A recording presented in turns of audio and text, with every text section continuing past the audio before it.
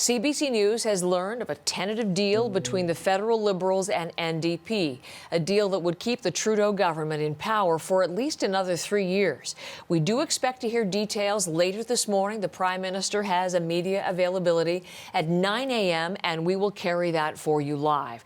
But let's bring in Janice McGregor in Ottawa, who has details about this tentative agreement. The wording is important, Janice. This is not a coalition. What is it? Yeah, this is key to understand, as you say, Heather. Jagmeet Singh is not entering cabinet. This is not a shared governing arrangement. The party that won the most seats in the last election is still in charge. But we have seen deals like this, what's called a confidence and supply agreement, most recently in provincial politics, like in British Columbia, for example, where a party that did not win enough seats for a majority gets some breathing room to implement its agenda without fear of confidence votes or a snap election.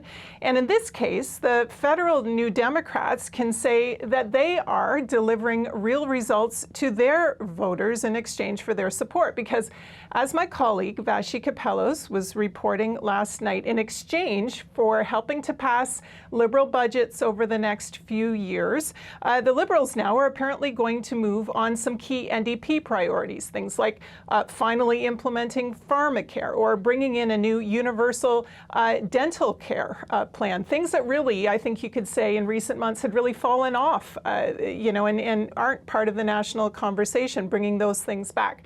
But the timing really fascinating here, because just yesterday, Jagmeet Singh seemed to suggest that he isn't on board with what we expect to be a very significant, important line in the spring budget for the Liberals this year. That is a major increase to defense spending. He had said, no, actually, I'd rather Canada do more humanitarian work instead.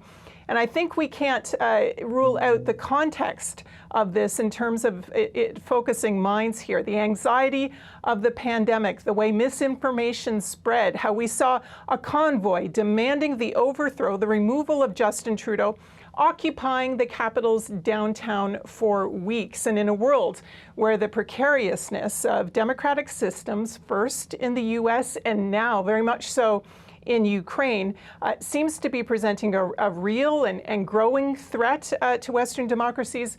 At least in Canada, we can say if this deal holds, Canadians aren't going to be facing another election until 2025. So there would be some stability here.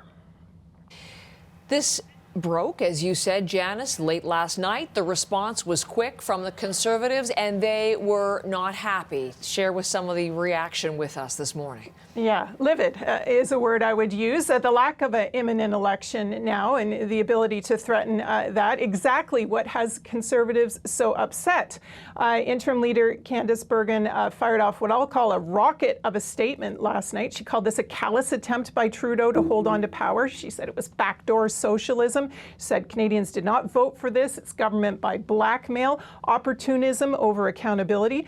It also, I have to say, completely changes the game for the ongoing Conservative leadership. Pierre Poilievre, his signs say that he's running for Prime Minister, but now, of course, that's much farther off. The best he could do now, opposition leader over the next 3 years. And so he pivoted, telling his followers on social media last night not to give up hope, that what this means is then that they have to choose the person best suited to fight this in the House. And he said he was that person.